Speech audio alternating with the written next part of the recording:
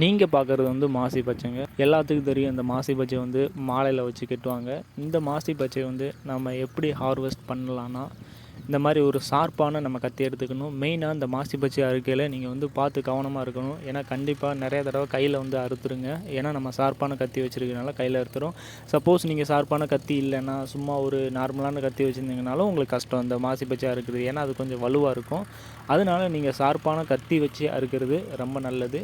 குயிக்காக அப்போ தான் உங்களுக்கும் அந்த ஷாக்கு நிறையா சேரும். நீங்கள் மெதுவாக அறுத்துக்கிட்டு இருந்தீங்கன்னா உங்களுக்கு சேராது. முக்கியமாக இதில் ரொம்ப சேஃபாக இருக்கணும். ஏன்னா இதில் வந்து ஷார்ப்பான கத்திகள் இருக்கும். அதனால் அது வந்து ஈஸியாக டக்குன்னு கையை அறுத்துடும். ஏன்னா அனுபவங்க இல்லாதவங்க ஃபர்ஸ்ட் ஆஃப் ஆல் இந்த மாசி பச்சை வந்து அறுக்கையில் கண்டிப்பாக அவங்க வந்து கையை அறுத்துக்க அதிகமான வாய்ப்பு இருக்குது. அதனால அவங்க வந்து மெதுவாக நீங்கள் வந்து கையில் இருந்து 1 இன்ச்சு நான் வந்து இப்போ தரையோடு வச்சு கட் பண்ணுறேன். அதனால எனக்கு அறுத்து பழக்கம் இருக்குது. அதனால் பிரச்சனை இல்லை.